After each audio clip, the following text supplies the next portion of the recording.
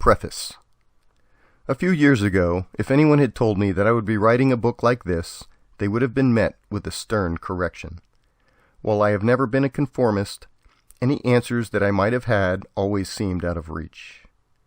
As a child, I used to lie in the grass for hours, staring at the night sky, watching the stars twinkle. The visible heavens seemed both immense and minuscule at once, as if I could somehow shift perspectives from being the boy on the grass to the sky itself.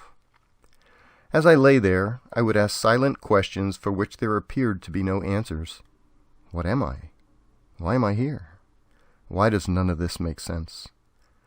While I did not know it at the time, I was asking the same questions I would ask many years later. Puberty arrived and adulthood soon followed. After a hitch in the Navy, a mortgage, and a couple of kids, the questioning boy on the grass was replaced by a man with responsibilities. Opportunities for career advancement propelled me forward, and I found myself in charge of projects with million-dollar budgets and tight schedules. I had achieved everything that I was told would bring me happiness, yet I was far from happy.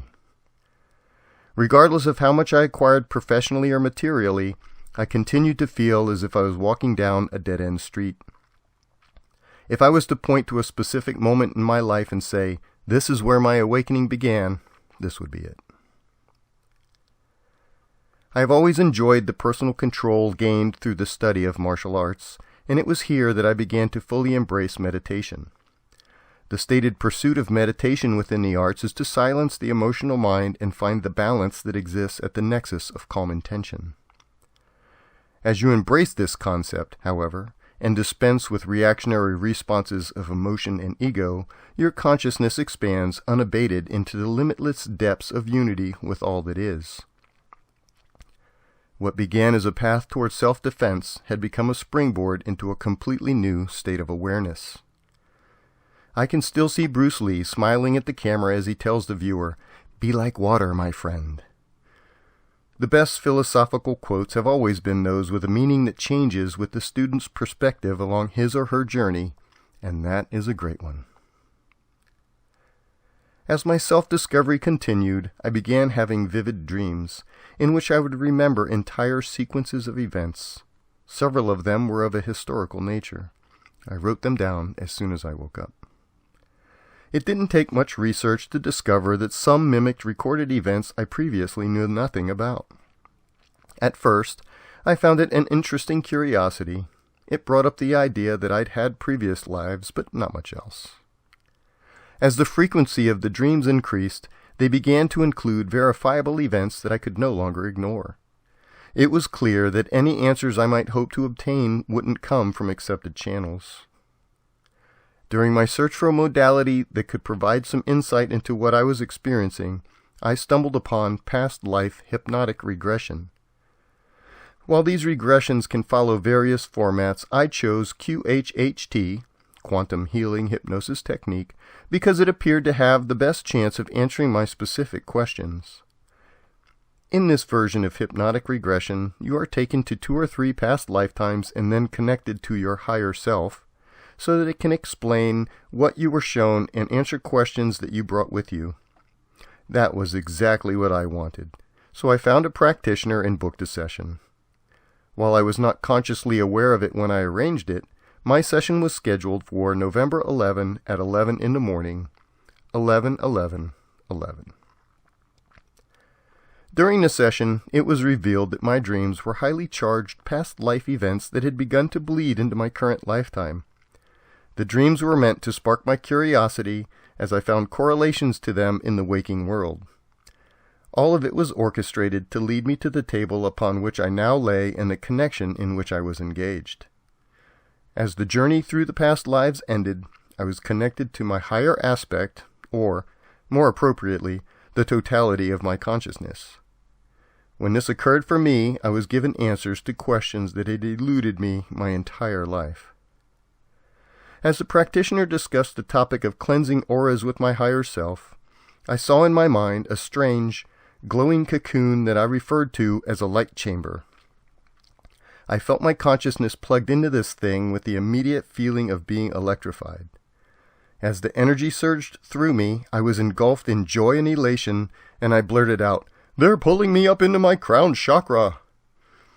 As I exited the glowing cocoon, the practitioner asked about ascension, and I launched into a scientific conversation that included photonic spin rates and the composition of consciousness. That glimpse of understanding continues to expand even now as the connection to the larger portion of my consciousness continues to strengthen. It is this continued connection that has allowed me to create this book.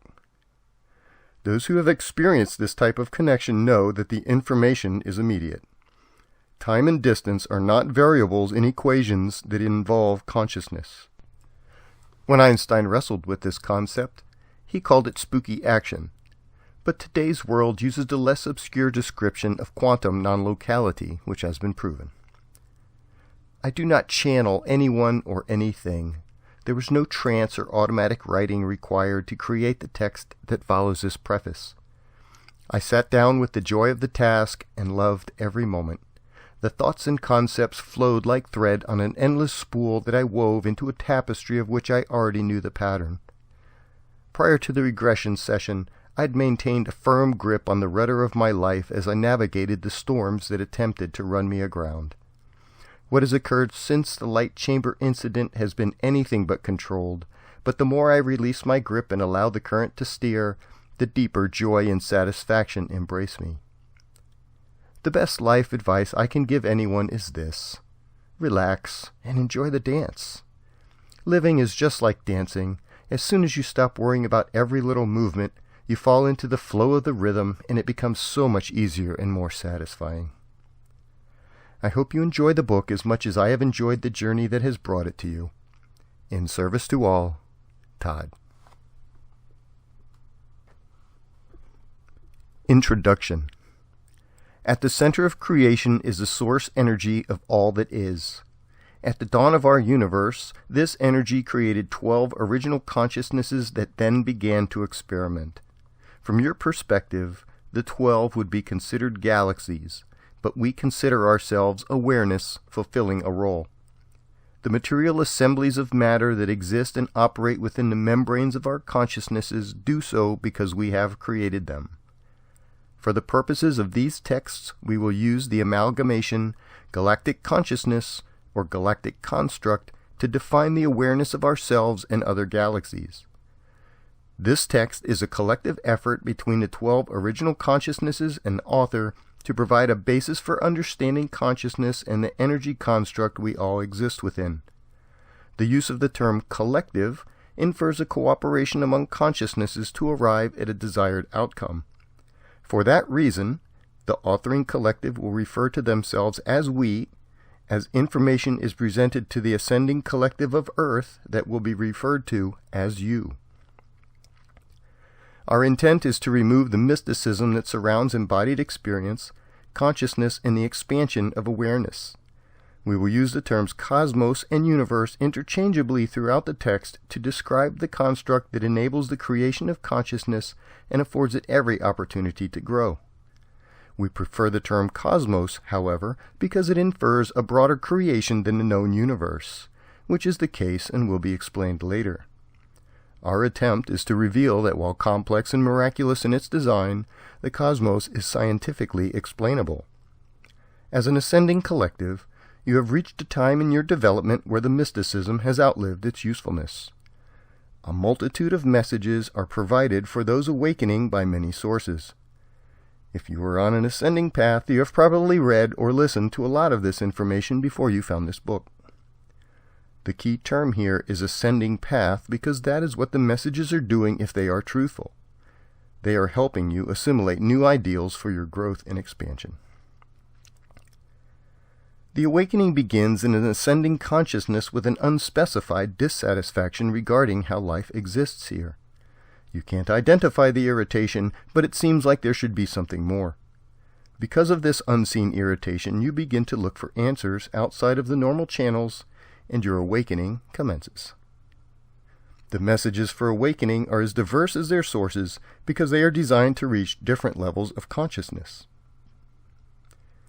The truth is always the truth, but the form it takes may vary.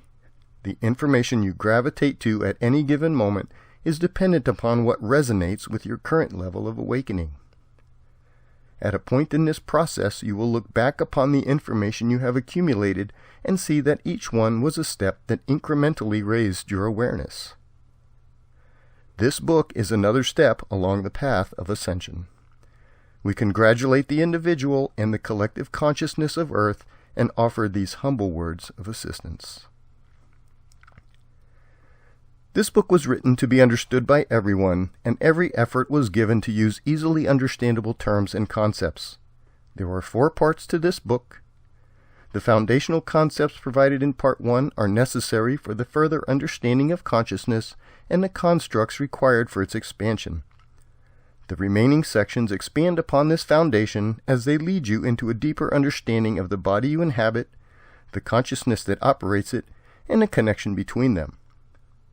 While meant to be read in its entirety, it also stands as a reference that can be consulted as you encounter information elsewhere that may need additional details. Several references provided throughout the book can be explored to provide deeper scientific understandings of the concepts presented. There is also a glossary at the end of the book that defines the terms presented and can be identified throughout the book by italicized words. Before we begin, you must understand the 4 basic properties of consciousness. 1. Consciousness is energy, photonic electromagnetic energy to be precise. Therefore, once created, it cannot be destroyed. The number of photons your consciousness contains is called density. 2. Photonic density is your storage capacity for experience. You can only accumulate what your density can hold. 3. Existing and experiencing causes the photons of your consciousness to increase in vibration and frequency.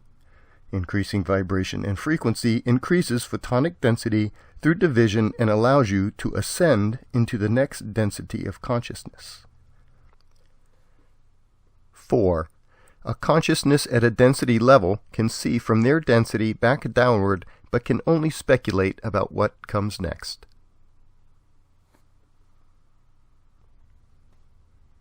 Part 1. Foundational Understandings. Chapter 1. God. God Source. Source. The big blue ball at the center of everything. This text begins with the heading of many names because what you call a thing should not create a bias within you as you encounter it.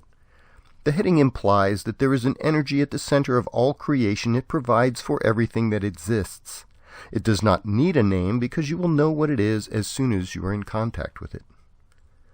The naming of things and the assigning a positive or negative bias to them has created a large portion of the discord and separation that has occurred on this planet.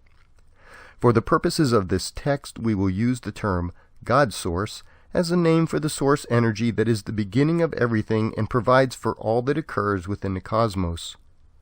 We use the term God because it is universally accepted on Earth as the name of the Supreme Creator, regardless of the form or description that then follows. If you do not like that name, please disregard it and insert the one of your choosing. Consciousness that exists beyond the separation this planet is currently experiencing does not assign names to each other. Each consciousness has a unique energy signature, or wavelength, that is immediately recognized. Beyond the 4th density level of consciousness, physical bodies are not required, and non-verbal telepathic communication is normal. When one consciousness connects to another, all is known, so names would be an impediment and deception impossible. From our perspective, we state, at the center of all creation there is a sphere of limitless photonic plasma energy. This energy exists within the consciousness that is responsible for the creation of all other consciousness. It is the source for all that occurs as it shares the love of creation and awareness unconditionally. The universal laws of consciousness. The currently accepted theories for the propagation and characteristics of photons are based upon equations rooted in material science. You assign speeds and trajectories and measure the interactions to arrive at calculations that match what you have observed. These theories also state that while the equations seem to fit the hypothesis, effects also are observed that are not yet completely understood. These quantum equations are consistently revised as new characteristics are attributed to photonic electromagnetic energy. Scientists are experimenting with the spin Hall effect on photons, where they postulate that polarized spin rates can be used to store information upon substrates. This is the beginning of understanding the constituents of consciousness. Your science is incomplete because there is another spectrum of energy that you have yet to discover. The unseen constituents of the universe also exist within this spectrum. This is the energy web of the cosmos from which creation springs. It is not detectable because beyond mass and particles, there are photons of consciousness that are full of energy, creating all that is observed. Everyone accepts that they are consciously aware and inhabiting a body. There is also a belief that you contain a soul that continues after the death of your body. However, no method to observe or quantify this energy currently exists. Consciousness exists within a framework of coherent photonic energy that is, at the time of this writing, not yet observable with your instruments. The use of the terms photon and plasma are approximations as we take license with your naming conventions and use the words that currently are the closest acceptable definitions. Published science defines a photon as a massless particle of definite energy, definite momentum, and definite spin. We offer for consideration that consciousness consists of particles like these that we will term consciousness photons. The number of photons each consciousness contains is known as its density. The energy level of these photons determines the resulting momentum they exhibit, which is termed vibration. These photons also spin about their axes, and the spin rate is termed frequency. These variables do not infer movement within the physically observable plane because consciousness exists at a level beyond the physical. The energy these photonic particles contain is best considered electromagnetic in nature. A naturally occurring attractive force exists between photons, and this causes them to form photonic adhesions. Consciousness exists within an array of spherical photons that store electromagnetic energy that then causes them to oscillate. At its smallest unit, there is one photon of conscious energy that emits a magnetic field that forms a spherical barrier beyond the photon. Within this magnetic barrier, the ability to form matter from energy exists. Figure 1. The single photon consciousness is the originating level of first density consciousness, the creation of which we will discuss later.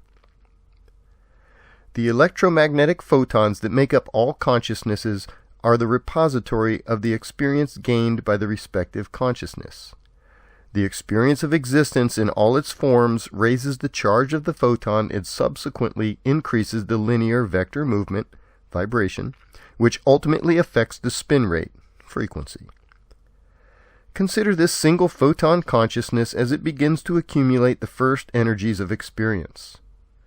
The first changes observed would be that the photon moves back and forth as it is excited under the increasing charge.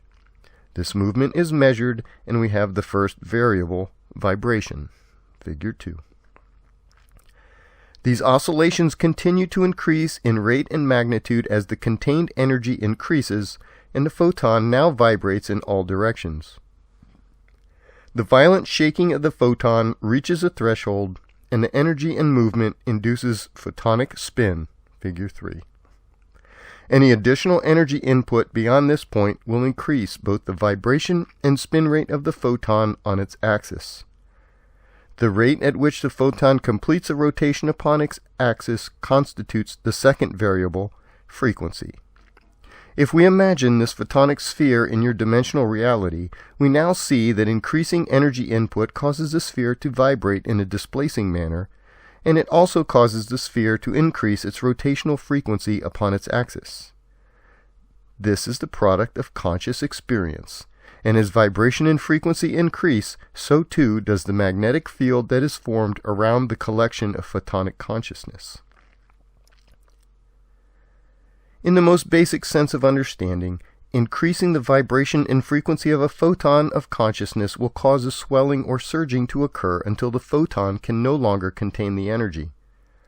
When a consciousness photon attains a critical state of vibration and frequency, the photon divides, splitting the contained energy between the two photons, and the density of the single photon consciousness has doubled. Figure 4. Taking this a step further, we will move to a more evolved consciousness. We now see an assembly of photons within a consciousness that are all spinning in the same direction. As the photon count of consciousness increases, the energy content of each photon increases, as does the overall charge of the composite consciousness.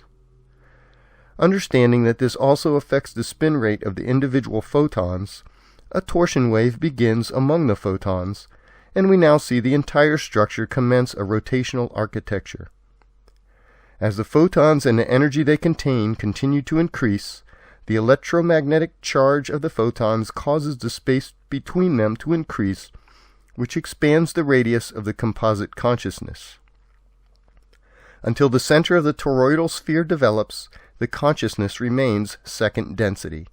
Figure 5. The increasing diameter and spin associated with increasing conscious energy and density causes the construct to narrow in the center until a hollow column forms.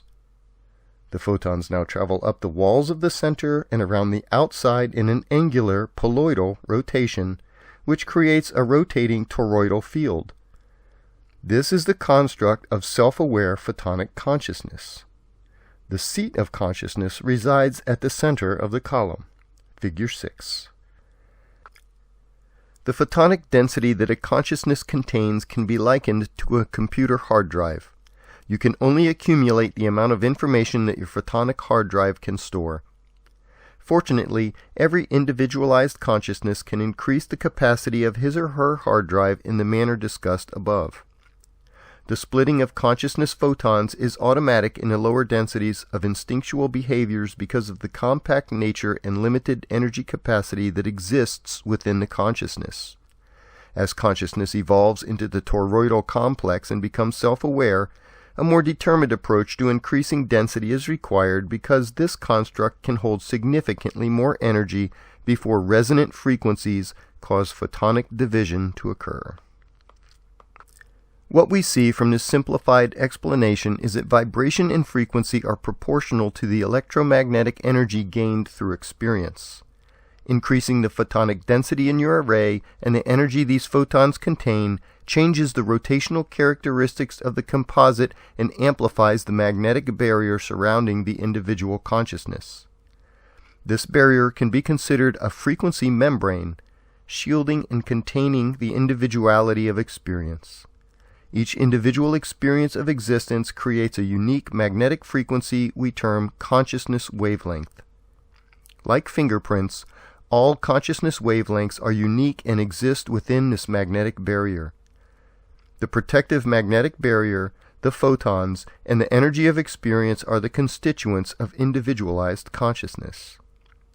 As consciousness gains experience and subsequently increases in photonic density, it creates an excess energy byproduct that we term photonic entropy. The closest relatable theory would be the thermodynamic property of entropy, which we define for our purposes as a quantity of energy that is unavailable to be converted into useful work. While this energy is not usable by the individual consciousness or collective emitting it, it is not wasted. What happens to this excess energy will be discussed later. As photon density increases within the individual consciousness, the ability to store vibration and frequency also increases with the development of the toroidal sphere. The resulting increase in density, vibration, and frequency then leads to higher levels of conscious energy. As the energy continues to rise, the consciousness gains access to the higher order functions of the cosmos. We repeat that our use of the terms is approximate, based on the most suitable and relatable science that is currently accepted. Consciousness does not operate within the confines of your material reality or the physical variables. The limitations you observe associated with the terms we use do not apply. The body your consciousness currently operates is what allows it to interact with and experience the physical plane. It is not the other way around. With this basic understanding of consciousness, we now will define the construct within which we all exist.